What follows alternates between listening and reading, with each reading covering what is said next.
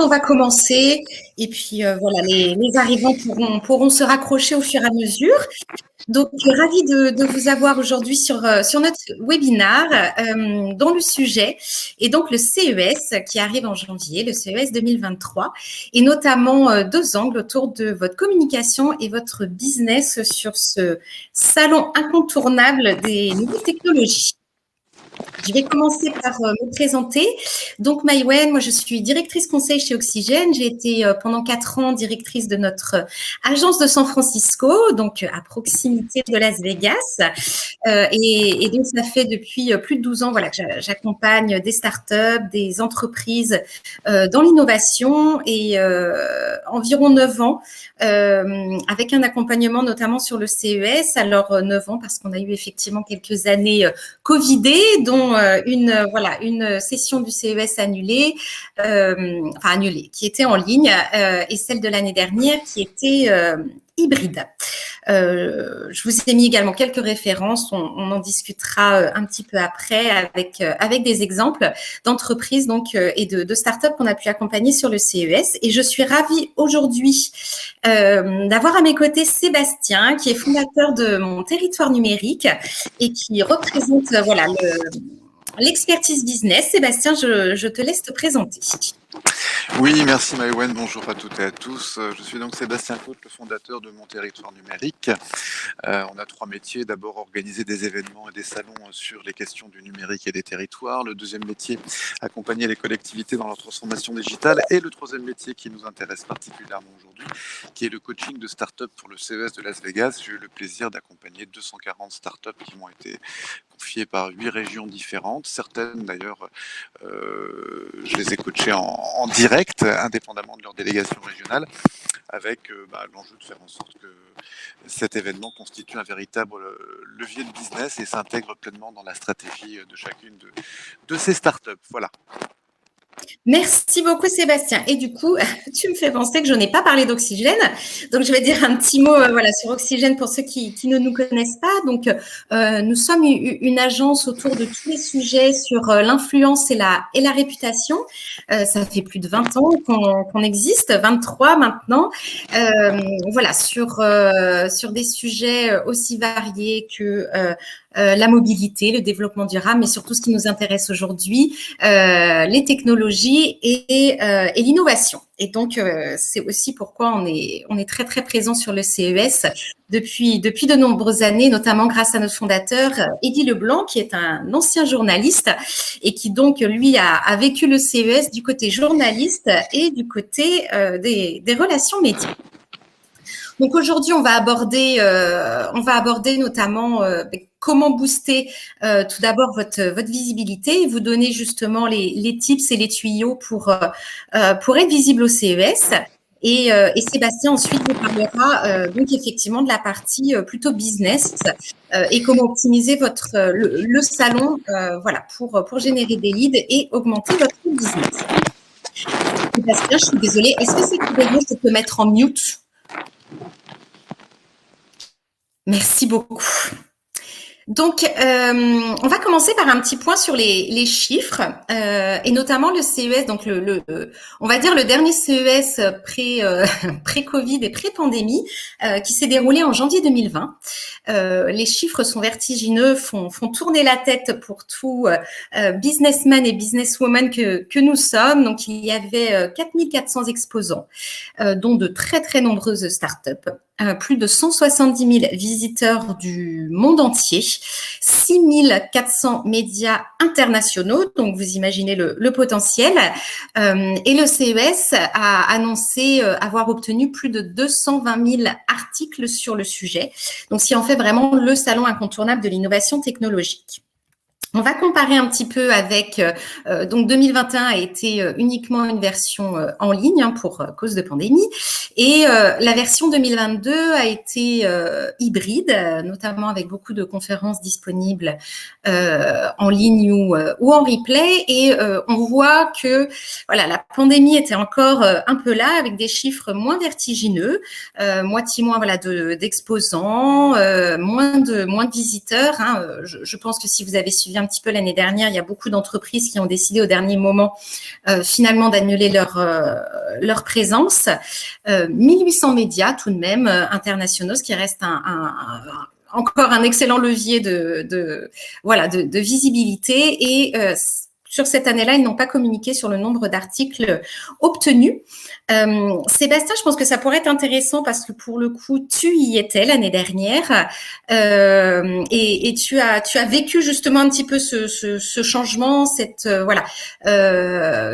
évolution du CES, et ça pourrait être intéressant que tu nous partages ton analyse et ton observation, si tu veux bien.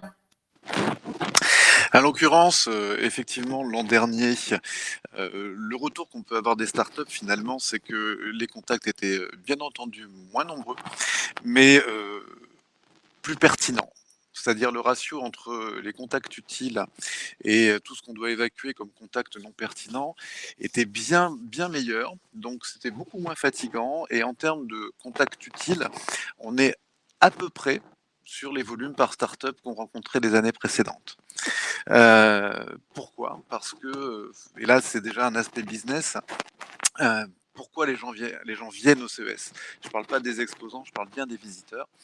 Eh bien, ce sont des gens, des professionnels qui font partie d'entreprises, et leur entreprise leur dit « Écoute Brian, tu vas aller voir au CES les innovations qui nous concernent, celles qui nous menacent ou celles qui constituent des opportunités pour notre développement. » Donc, Brian, John lui a dit, tu vas au CES, il lui paye le billet d'avion, il lui paye l'hôtel, et Brian, il doit revenir avec des biscuits. Voilà. Ils viennent vraiment chercher quelque chose. Et on pourrait dire que finalement, l'an dernier, ceux qui ont ce profil-là, qui viennent parce qu'ils sont obligés de venir, parce que c'est vraiment utile pour eux, et donc pour vous, eh bien, ils étaient là. Alors, quid des autres ?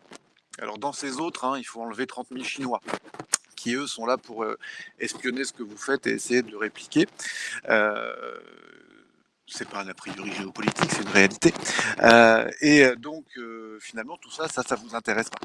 Ça, c'est du déchet, donc il faut enlever ça. Et puis, il y a les curieux, et puis il y a les consultants, il y a les trucs, les machins, les gens qui tournent autour de l'écosystème des startups et de l'innovation, mais qui ne sont pas à proprement parler de véritables acteurs économiques. Donc, voilà, l'an dernier, c'était plus calme, plus serein, beaucoup moins fatigant, mais tout aussi utile. Voilà. Merci beaucoup Sébastien pour ton analyse. Donc voilà, on va sûrement vers une version du CES, on va dire plus qualitative. Donc on verra sur 2023 maintenant que tout est ouvert. Effectivement, est-ce qu'on va reprendre massivement ou pas ? On vous en fera notre analyse après janvier. Donc le CES, on vient de le voir, événement incontournable dans l'innovation. Vous avez pris la décision d'y aller, c'est une très bonne chose. Mais surtout cet événement, je pense que c'est assez commun à tous les salons, mais alors surtout celui-là, il faut y aller bien préparé. Vraiment, aussi bien sur le côté communication et visibilité et le côté business. Donc la première chose pour être bien préparé, c'est de définir ce qu'on attend du salon. Est-ce qu'on y va effectivement uniquement pour aller rencontrer l'écosystème, pour aller trouver des investisseurs, pour aller trouver des partenaires technologiques, pour aller se renseigner? Est-ce qu'on y va pour gagner en visibilité auprès des médias français, auprès des médias internationaux? Si on parle de médias internationaux, lesquels? Parce que comme le disait Sébastien, c'est comme les visiteurs, il y a tous les médias. On a des médias japonais, chinois, australiens, américains, canadiens, européens. Donc il faut bien définir. Alors, comment on se prépare? La première question, et Sébastien a commencé à l'aborder tout à l'heure. Déjà, il faut penser sécurité. L'espionnage industriel est bien présent sur le CES. Beaucoup d'exposants l'ont vécu.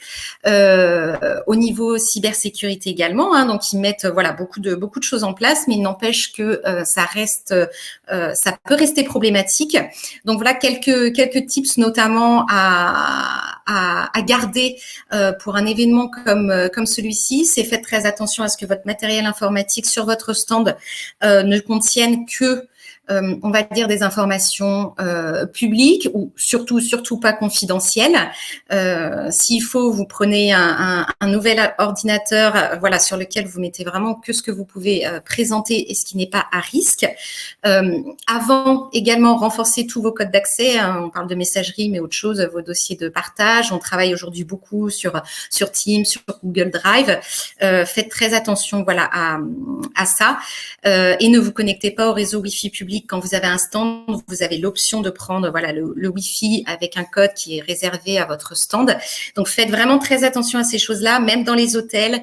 Voilà, c'est une semaine intense. Et comme le disait Sébastien tout à l'heure, ça fait partie, voilà, du CES, mais certains visiteurs viennent pour de l'espionnage. Donc, faites vraiment attention à ça. On n'en parle pas assez, mais c'est un vrai point. Je vais me concentrer sur le côté communication, hein, qui est mon expertise. Et voilà, comment également on se prépare au niveau du stand. Vous imaginez, alors on ne sait pas encore, hein, les chiffres de cette année, mais que vous soyez 4400 ou 2300, ça fait quand même beaucoup d'exposants. Donc, si vous voulez être visible, il faut vous faire remarquer. Donc déjà, ça peut paraître basique, mais c'est toujours important de le rappeler. Et il y a un stand qui est visible de loin, qui se mémorise. Ça peut passer, voilà, par des couleurs vives, ça peut passer par, je ne sais plus le nom, mais ces sortes de lampions là qui sont accrochés au plafond. Ça peut être, voilà, avec. Alors le sonore, je vous le conseille pas parce que c'est déjà un salon très bruyant, donc c'est pas forcément la façon d'être le plus mémorable. Mais voilà, avec un design un peu original, vous pourrez déjà vous démarquer. Et il y a des animations aussi sur votre stand. Ça peut être, voilà, des conférences, des jeux, tout ce qui va pouvoir un peu attirer justement le chaland, les visiteurs. Et vous connaissez l'adage, et il s'avère vrai, on l'observe sur tous les salons, mais la foule attire la foule. Donc, plus vous avez de monde sur votre stand, plus vous allez en avoir. Donc voilà, ça vous permet encore une fois de gagner en visibilité. Et c'est un classique au CES, mais c'est important, c'est brandez-vous, profitez de vos vêtements, voilà, pour avoir un polo de l'entreprise, avoir, voilà, quelque chose, une casquette, quelque chose qui distingue et qui fait qu'en fait, même quand vous promènerez dans les stands du CES, en dehors, hein, vous verrez que il n'y a pas non plus que la zone d'exposition qui a son importance sur le CES. Eh bien, voilà, le nom de votre entreprise, le nom de votre startup va ressortir et vous allez être de mieux en mieux identifié. Des petits conseils aussi, parfois qu'on ne connaît pas quand on ne l'a jamais fait, mais qui peuvent avoir leur utilité. Pour votre stand, n'hésitez pas à acheter le maximum sur place. En fait, il y a un truc très, très chouette aux États-Unis, c'est qu'on peut acheter et puis rendre même un écran plat, tant qu'il n'est pas abîmé, bien sûr, sous 30 jours. Donc, souvent, ça vous fait des économies, en fait, de livraison, hein, parce que quand vous envoyez vos écrans depuis la France aux États-Unis, ça coûte un certain montant. Donc, ça permet de limiter à ce niveau-là et puis aussi de ne pas s'embêter au niveau logistique. L'habillage, on en a parlé, pour se faire repérer de loin. De la même manière que pour tout ce qui est, on va dire, accompagnement un peu plus matériel, faites imprimer sur place. Ça vous évitera de devoir avoir dans vos valises 3 kilos de flyers, de plaquettes, même de cartes de visite. Renseignez-vous, par contre, évitez de passer par l'imprimeur du CES parce que par expérience, ce sont pas les meilleurs. Ils sont surtout très très chers. Il y a beaucoup d'imprimeurs sur Las Vegas ou aux alentours. Donc voilà, regardez un petit peu, cherchez, mais ça peut vous faire vraiment des économies logistiques et financières. Et puis un dernier point important, c'est soyez assez nombreux. C'est un salon qui draine beaucoup de monde. Et si vous n'êtes que 1 ou 2 sur votre stand, la problématique que vous pouvez rencontrer, c'est que vous allez passer beaucoup de temps avec des contacts qui ne sont pas forcément qualitatifs pour vous. Et vous pouvez perdre justement le contact avec des médias ou des gens plus qualitatifs qui, en fait, vont attendre 5-10 minutes que vous libériez. Et puis, si vous n'êtes pas disponible, ils vont passer à autre chose. aussi simplement. Et les médias, ils vont même pas attendre 5-10 minutes, ils vont attendre 1 ou 2 minutes et ils vont passer au stand à côté si vous n'êtes pas disponible. Donc, venez vraiment en renfort et assurez-vous, voilà, qu'il y ait toujours à minima une personne qui soit, voilà, disponible pour discuter, pour approcher un visiteur qui vient sur votre stand. Au niveau, alors je le rappelle, hein, n'hésitez pas à poser vos questions directes si vous en avez via le chat. Je l'ai ouvert à ma droite, donc comme ça, je vois les questions directes. Au niveau préparation, donc au-delà du stand, comme communication et RP, si c'est un de vos objectifs, hein, je le renouvelle, si ça fait pas partie de vos objectifs, c'est moins important. Mais par contre, si vous voulez vraiment être vu et avoir une communication forte auprès des médias et faire parler en fait de votre entreprise, de votre produit, de votre service, il y a des éléments de préparation également. Le premier, c'est de travailler. Vous savez, comme les Américains sont fans du storytelling, eh ben il faut le travailler. Voilà, préparer effectivement ces messages clés. Qu'est-ce que je vais vouloir dire lors du CES aux médias? Comment je vais vouloir le dire et qu'est-ce que je raconte autour de ma start-up. Pour le coup, c'est assez commun, hein, peu importe d'où viennent les médias. Une liste, voilà, de technologies ou de features, c'est pas forcément ce qui les intéresse. Aujourd'hui, le simple fait d'être une start-up n'est plus non plus ce qui les intéresse. Je vais même aller plus loin. Il fut un temps, on va dire autour des années, entre 2017, 2018, 2019, c'était les années phares de la French Tech sur le CES.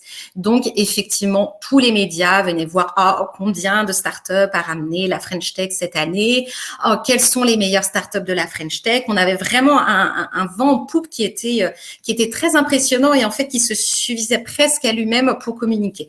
Aujourd'hui, malheureusement, c'est plus le cas parce qu'il y a d'autres pays aussi qui, ont mis en place des stratégies de communication assez fortes. Cette année, en plus de ça, on le sait à l'avance parce que des médias ont déjà commencé à en parler. Il va y avoir un gros focus des médias sur les startups ukrainiennes, qui se déplacent de par la situation géopolitique actuelle. Mais voilà, c'est un lien dans leur ligne éditoriale, donc il va y avoir un gros intérêt, pour ces startups-là. Donc ne misez pas tout sur ce côté French Tech parce qu'aujourd'hui ce n'est plus suffisant. Donc voilà, il faut miser sur votre produit, sur votre entreprise. Travaillez bien au support de communication et surtout, assurez-vous de leur cohérence. Si vous faites un communiqué de presse, les informations que vous mettez dans votre communiqué de presse, il faut que ce soit visible également sur votre site web, sur votre dossier de presse, sur vos flyers. Il faut que vos chiffres soient cohérents, tout. Parce que un journaliste, mais pas que, je pense que Sébastien pourra confirmer, mais un investisseur, un contact qui va s'intéresser à vous tout de suite, il va prendre votre plaquette et puis le soir, il va aller regarder votre LinkedIn, il va aller regarder votre site web, il va voir justement s'il développe un intérêt et si il refait un rendez-vous le lendemain ou autre. Le journaliste, c'est pareil, donc vraiment c'est important, assurez-vous de tout ça. Définissez bien, comme je vous disais tout à l'heure, vos objectifs marché. Si vous avez un souhait d'être visible auprès des médias américains, anglophones notamment, faites tout en anglais. Ils ne lisent pas le français, ça ne les intéresse pas forcément. Donc, préparez tous vos supports de communication et également en anglais. Et un anglais américain ou british, mais faites-vous relire par un natif anglais ou américain, faites-vous relire pour être sûr de la même manière que ce soit cohérent dans vos messages, que ce soit bien écrit, qu'il n'y ait pas de fautes absurdes. Ça peut arriver, on en a vu. C'est important.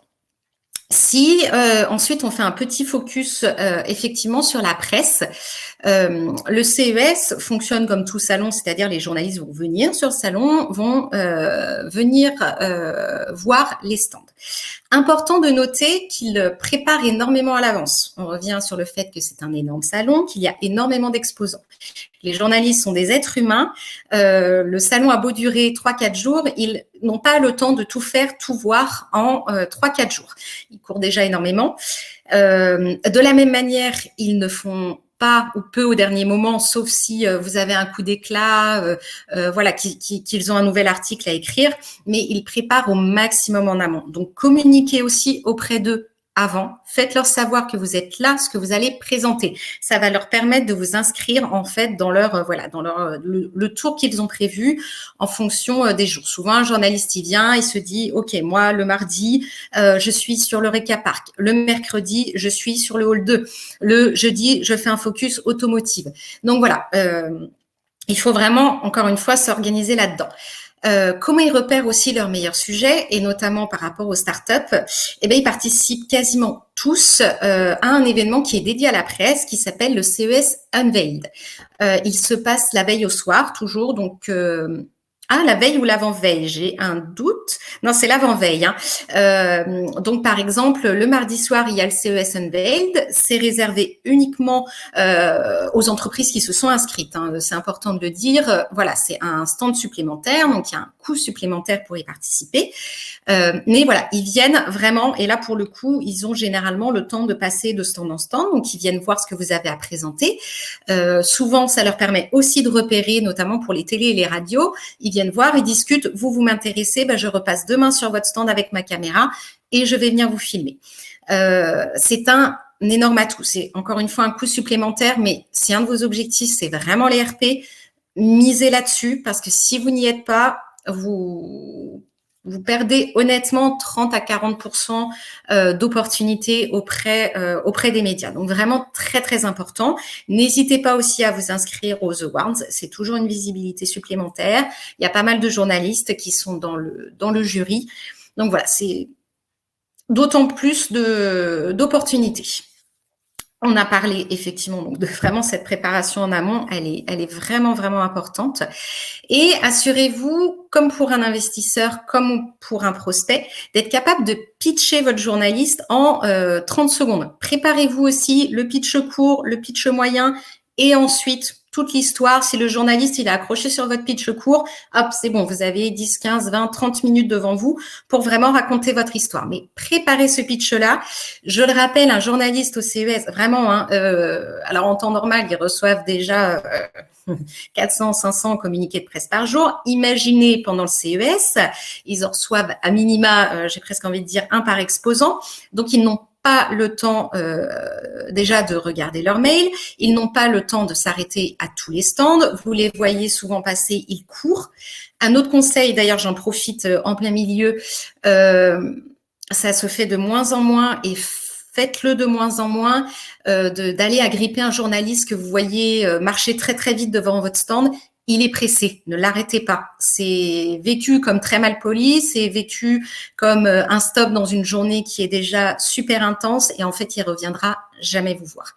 Donc, arrêtez les journalistes quand vous les voyez, regardez un peu le stand, prendre leur temps. Là, ils ont le temps d'être arrêtés. Si vous les voyez passer en courant, même si c'est TechCrunch, même si c'est TF1, laissez-les parce que vraiment, il faut se mettre à leur place. Sur un CES, ils sont sur le pont de 6h du matin jusqu'à très, très, très, très tard le soir parce qu'ils écrivent leurs articles le soir, du coup, à la fin de la journée. Donc, voilà, mettez-vous à leur place. Ils apprécieront encore plus et auront justement plus cette volonté, voilà, de vous écouter et de travailler avec vous.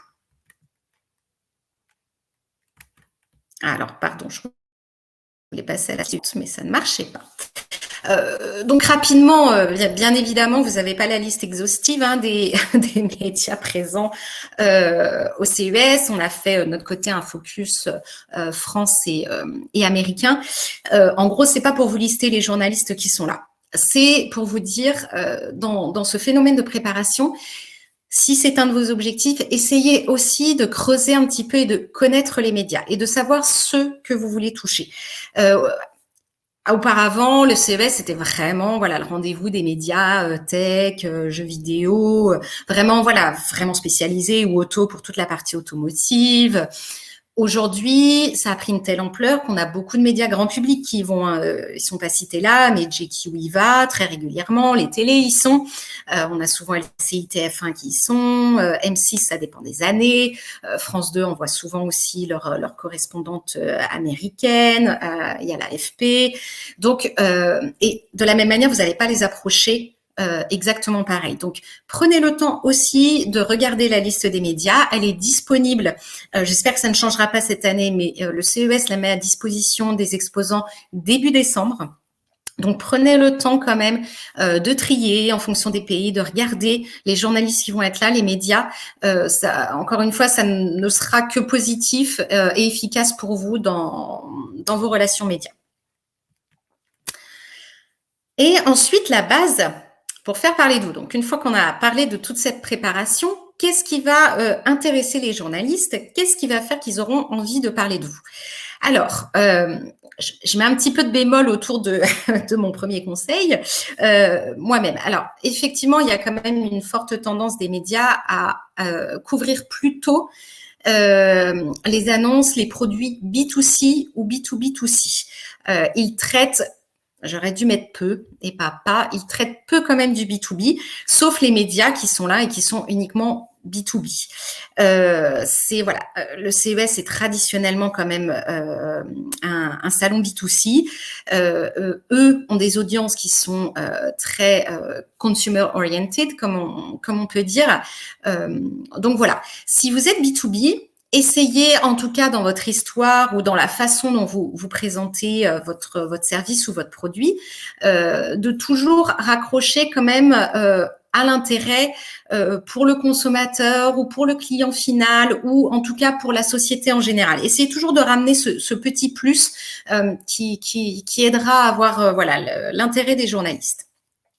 Ayez quelque chose à montrer, que ce soit un produit, à minima, on sait qu'il y a beaucoup de startups qui n'ont pas encore de produit fini, mais un prototype qui fonctionne. On en a vu plein pendant les années, des prototypes de robots, etc., qui sont pas toujours voilà le produit final, mais c'est ce qui plaît au CES, c'est de pouvoir montrer aussi quelque chose. On parle de montrer, ça ne fonctionne pas que pour les télé. Si vous suivez un petit peu le CES, beaucoup de médias web qui d'habitude font plutôt des articles écrits, au CES, ils sont tous à se balader avec leurs iPhones, etc. Ils prennent beaucoup de vidéos. TechCrunch fait énormément de vidéos, CNET fait énormément de vidéos, même l'AFP en fait fait des articles sur des bases de vidéos ou de photos.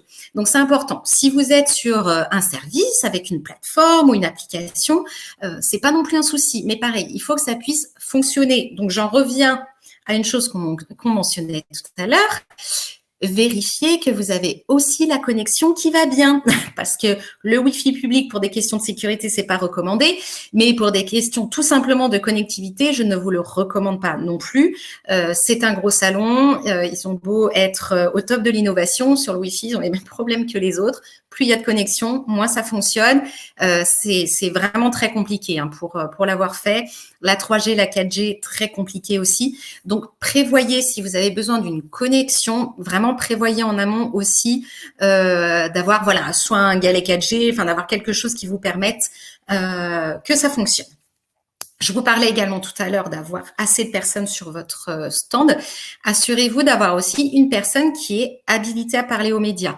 Tout le monde ne sait pas faire, tout le monde n'est pas toujours à l'aise. Donc, soit vous anticipez, vous vous dites, on se médiatraîne, on est 4 à y aller, on va tous les 4 à l'aise pour parler aux médias, parce que on n'a pas toujours le DG ou le CEO qui est disponible. Il est peut-être en rendez-vous avec un prospect, c'est tout aussi important.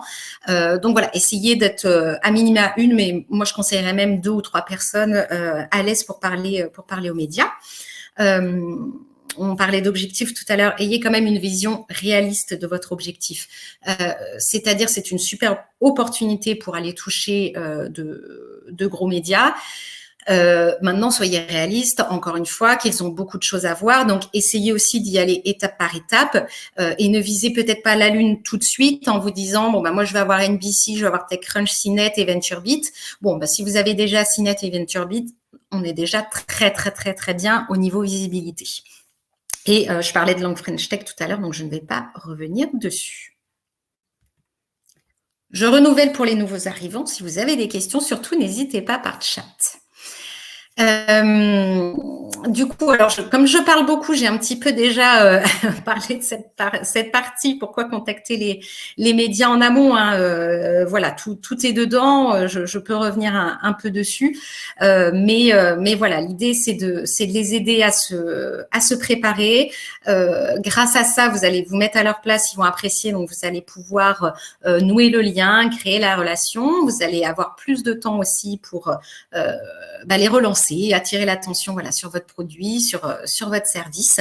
À noter aussi, j'en ai pas parlé tout à l'heure, qu'il y a beaucoup de médias, notamment américains, qui font des papiers avant le CES, en fait, courant décembre, tout début janvier, pour dire, voilà, on va se rendre au CES et on a déjà repéré des pépites qui s'annoncent, tel produit, telle entreprise, etc. Et après, ils refont pendant le CES, hein, bien évidemment, des articles, mais ça peut permettre aussi, vous, de créer un petit peu ce teasing avant le CES. Voilà, c'est aussi un point important. Et je ne vais pas revenir sur la partie sélection des sujets et préparation en avant voilà, des dossiers parce qu'on en a déjà parlé assez longuement.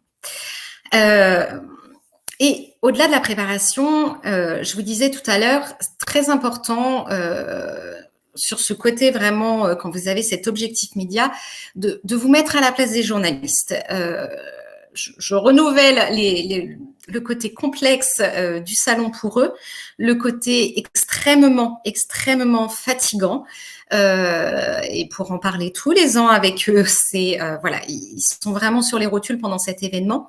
Donc, plus vous allez leur faciliter le travail, aussi bien dans votre discours que dans vos formats, que dans ce que vous pouvez leur donner aussi en termes de visuel, en termes de communiquer, plus ils vont vous apprécier. Ce seront déjà des liens qui seront noués aussi pour le futur. Donc, qu'est-ce qu'ils attendent? En gros, au CES, on en a parlé, hein, c'est une histoire qui sort un peu du lot. Je dis ça, on parlait de l'histoire French Tech, aujourd'hui on peut un peu oublier. L'histoire du j'ai créé mon produit dans mon garage, c'est pareil, ça a été un peu trop utilisé, donc on oublie ces storytelling-là. Mais voilà, ce qui les intéresse surtout, c'est de savoir pourquoi vous en êtes arrivé là. Comment est née en fait l'idée de votre entreprise ou votre produit. Vous avez forcément identifié une problématique, forcément identifié un manque à un moment donné au niveau de vos cibles. Voilà, il faut savoir raconter ça. Il faut aussi savoir présenter de la nouveauté. Hein. Heureusement et malheureusement, ils vont avoir moins tendance à couvrir quelque chose où vous avez déjà 10 concurrents sur le secteur. Je vous invite également pour la question nouveauté, encore une fois, à bien cibler vos médias, c'est-à-dire que vous pouvez être une nouveauté sur le marché français, ce qui va être intéressant pour les médias français. Mais vérifiez bien, votre nouveauté n'est peut-être pas une nouveauté sur le marché américain, sur le marché canadien, sur le marché allemand. Donc, dans ce cas-là, vous allez moins intéresser ces médias-là parce que déjà, vous n'êtes pas forcément locaux, mais vous êtes plus une nouveauté. Donc, essayez voilà, vraiment aussi de fonctionner par marché si un de vos objectifs est d'aller sur l'international pour voilà, vraiment adapter aussi votre discours en fonction des journalistes. On parle de nouveauté, c'est aussi de la valeur ajoutée, précise. Ça, c'est une base DRP hein, qui n'est pas que pour le CES, mais n'enjolivez pas trop.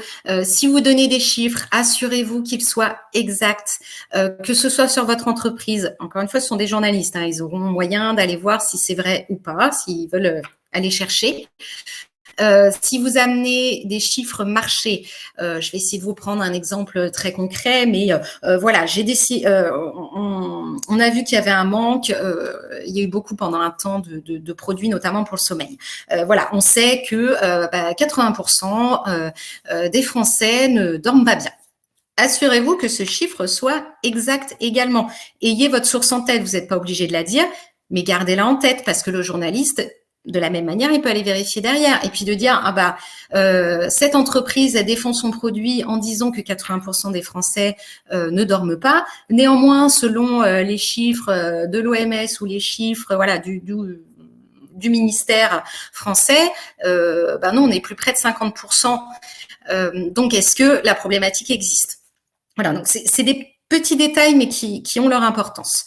On parlait tout à l'heure d'avoir des choses visuelles, je le renouvelle, hein, ils ont vraiment besoin de démos et de visuels. Un journaliste n'est pas là pour vous faire de la pub sur la base de ce que vous dites. Donc, il va écouter votre discours, mais il va surtout vous dire, d'accord, comment ça fonctionne? Montrez-moi, je veux voir. On parle, encore une fois, que ce soit du produit, mais de la même manière, si on parle d'un logiciel, hein, si on parle voilà, d'une application, ils vont vouloir voir. Donc, c'est vraiment important. Et si vous leur amenez un peu de controverse, ça c'est la petite cerise sur le gâteau, ils aiment toujours bien pouvoir amener un avis un peu à contresens. Et assez typique, du coup, là, parce qu'on est français, donc comment également intéresser et répondre aux attentes des journalistes, notamment américains, mais bon, ça vaut aussi pour les autres. C'est amener le lien avec leur marché local. C'est-à-dire, vous avez un produit, si votre produit ne va pas être disponible à la vente aux États-Unis avant 6 mois, 1 an, le journaliste, il n'en parlera pas nécessairement, sauf si vous êtes vraiment sur quelque chose. Voilà, quand on a vu les premiers robots, quelque part, on savait très bien qu'ils ne seraient pas mis sur le marché avant beaucoup de temps, mais il y avait cet aspect futuriste et très nouveau qui leur a fait parler. Mais voilà, essayez vraiment d'amener toujours au côté local, c'est ça qui va intéresser. Bien évidemment, je réinsiste là-dessus, mais préparez vos discours en anglais, en anglais américain, ayez vos mots-clés. Ils n'ont aucun problème avec l'accent français, si vous butez sur quelques mots, mais à minima, vos mots-clés qui sont importants pour vos messages en anglais. Et essayez de prendre un maximum de références et d'exemples qu'ils connaissent. Je vais vous prendre un exemple tout bête, mais quand j'étais aux États-Unis, je me suis fait avoir un jour, alors je ne sais plus sur quel sujet, mais j'ai fait une référence à Lucky Luke et Jolly Jumper. J'ai mon audience, hein, c'était trois personnes, mais mon audience américaine qui m'a regardé avec de grands yeux. J'étais persuadée qu'ils connaissaient Lucky Luke, en fait pas du tout. Donc c'est quelque chose de bête, mais de la même manière, essayez vraiment d'américaniser vos références et repères. Et des petites comparaisons, on va pousser un petit peu là-dedans entre notamment les journalistes nord-américains et français. Donc on en revient un peu dessus, mais voilà, les Américains sont aussi chauvins que les Français. Donc voilà, ils vont couvrir tout ce qui est America First. Donc voilà, amenez ça aussi en premier. On en parlait tout à l'heure, mais si vous êtes déjà dispo, si vous allez être dispo sur les US, assurez-vous que ce soit un des premiers trucs que vous dites. Si vous avez un partenaire américain, dites-le tout de suite. Un investisseur américain, dites-le tout de suite. Voilà, c'est important pour eux en fait de placer immédiatement par rapport à leur pays. Les Américains sont également très pragmatiques. Un produit, une utilité. Et il faut tout de suite aller, voilà, le problème qu'on a identifié en tout cas, on a créé ce produit, ce service, et il répond à ça. Il faut que ce soit très, très clair. Après, vous pourrez rentrer dans les détails technologiques, votre R&D, etc. Mais dans les premiers éléments, c'est la problématique identifiée, le produit et son utilité, sa réponse. De manière très, très simple. Votre pitch de 30 secondes dont on parlait tout à l'heure, c'est ce qu'il doit intégrer. Ne soyez pas trop, dans un premier temps, effectivement, trop technique, trop ingénieur, à trop rentrer dans le détail techno. Cernez un petit peu votre journaliste, justement, au démarrage. Demandez-lui un peu, vous doutez que un journaliste peut-être de TechCrunch ou de TechWeek, ils vont effectivement connaître un petit peu plus. Imaginons, vous avez un produit dans l'intelligence artificielle. Bon, ça va leur parler. Si vous leur parlez de réseaux neuronaux, si vous leur parlez de machine learning, si vous leur parlez de NLP, tout de suite, ça va résonner. Si vous êtes face à une journaliste de NBC qui fait de la télé grand public, vous allez la perdre complètement. Donc, si vous lui parlez, là, vous restez vraiment sur votre produit. Encore une fois, à quoi il répond et sur le côté plutôt marché et consommateur.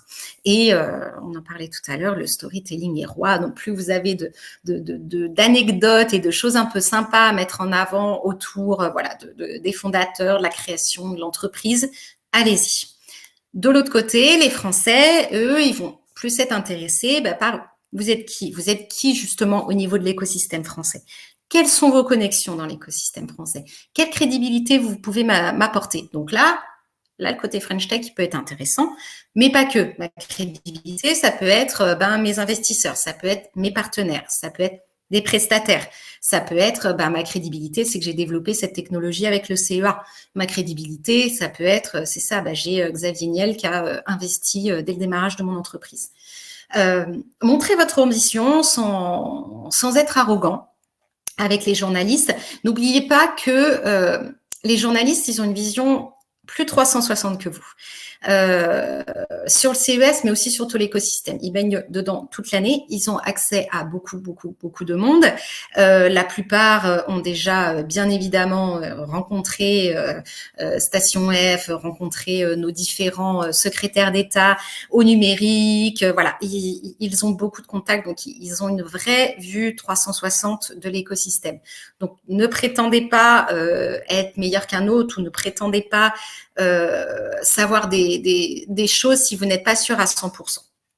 N'hésitez pas à échanger avec le journaliste, à lui demander aussi son avis. Le CES, on est un petit peu aussi sur un labo, un labo de test. Donc n'hésitez pas à les inclure. Hein. Ils aiment bien aussi de dire, voilà, je vous ai fait ma démo, vous en pensez quoi? Est-ce que vous, il y a quelque chose qui vous vient en tête, qui pourrait manquer pour le consommateur?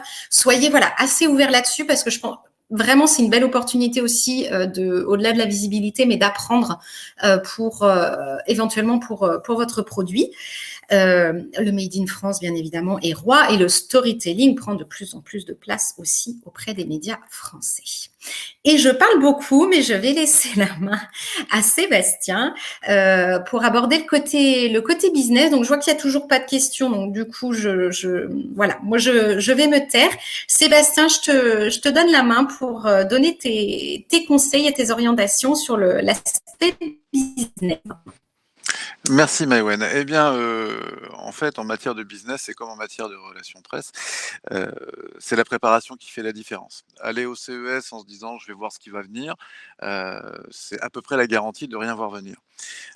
Vous avez aujourd'hui, si vous êtes exposant au CES, une sorte de label, c'est-à-dire que clairement, vous faites partie des 1 200 meilleures startups mondiales pour l'année 2023. Que vous le croyez ou non, c'est comme ça.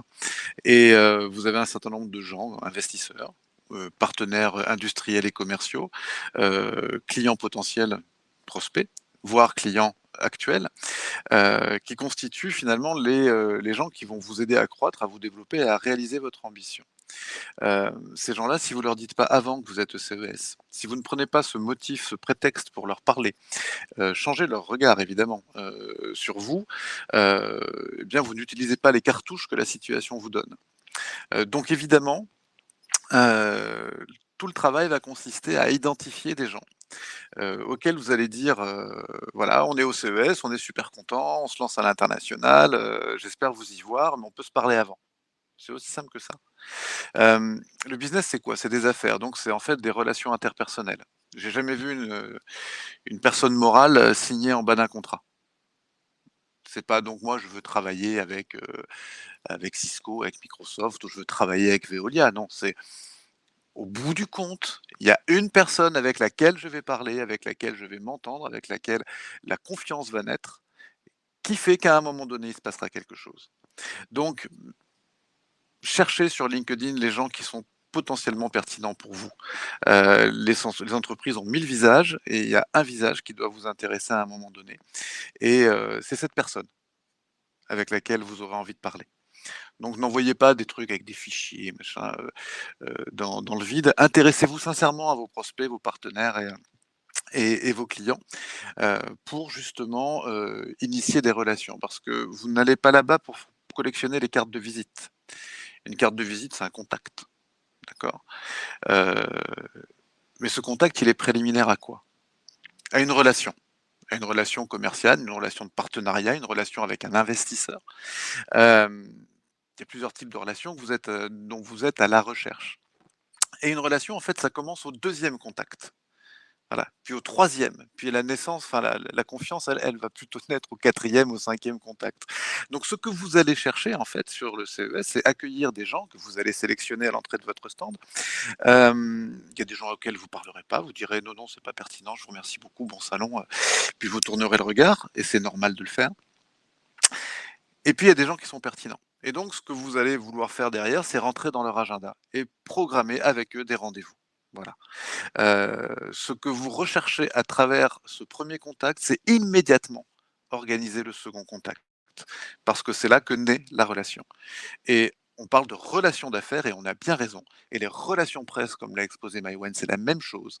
C'est pas je t'envoie mon communiqué, si tu peux faire un copier-coller et le mettre dans ton journal. Ça marche pas comme ça dans la vie.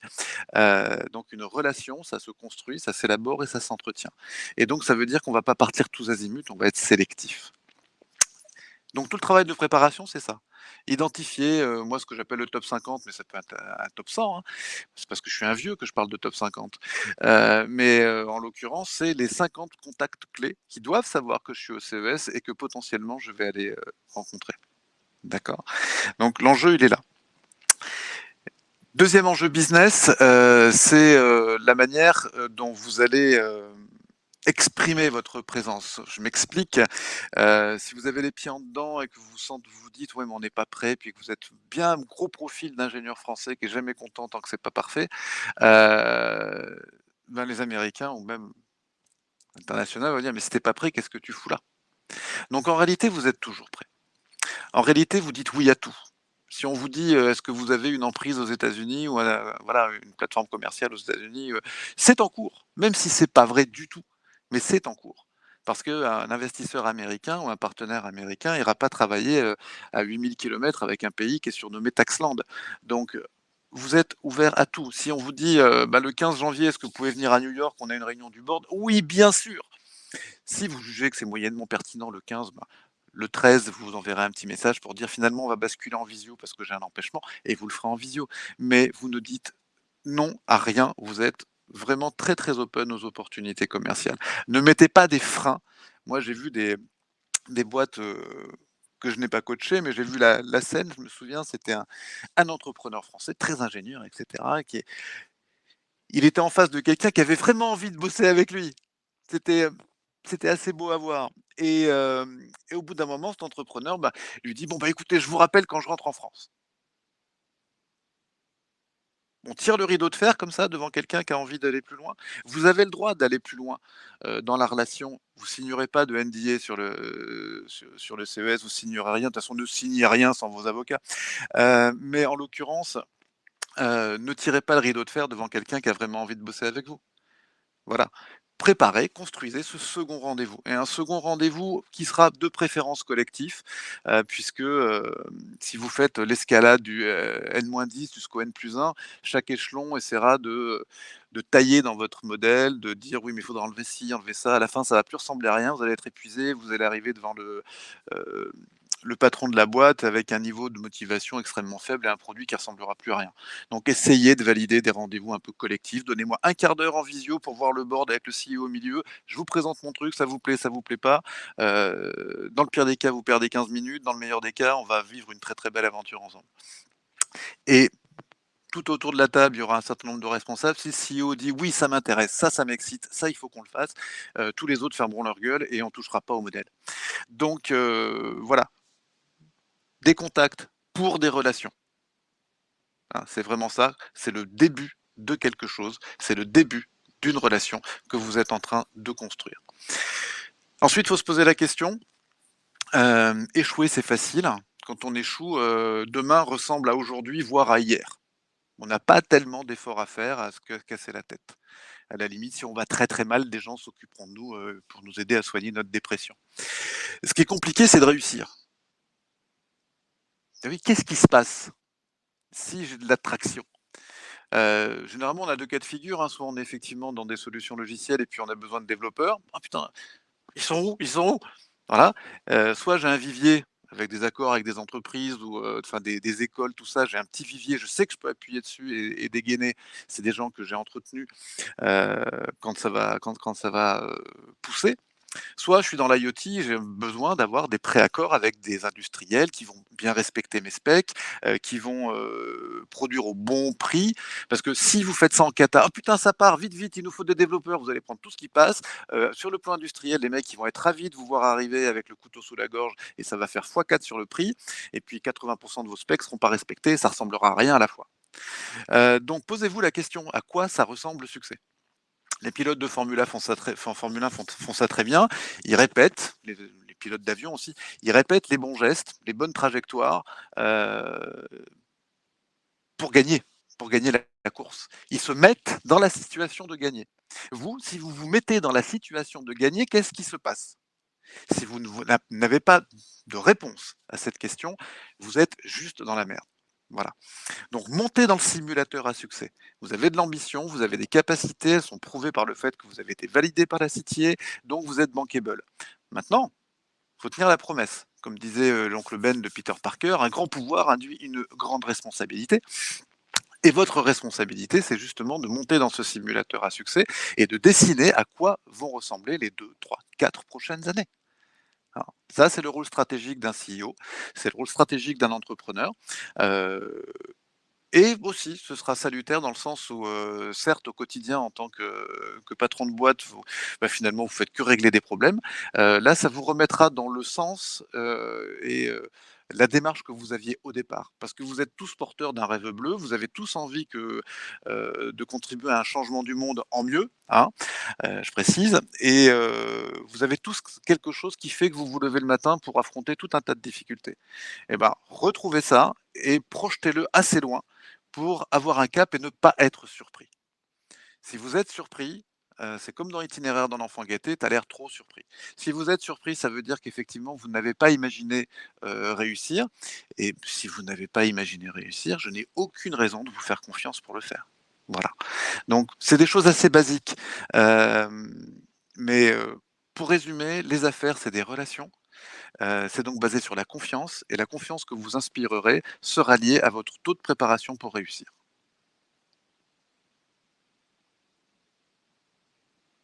That's it. Merci beaucoup, Sébastien. C'était très, très intéressant et des très bons conseils. Eh ben, je pense que nous en avons fini avec ce webinaire. Alors, j'ouvre à nouveau les questions si vous en avez. Surtout, n'hésitez pas.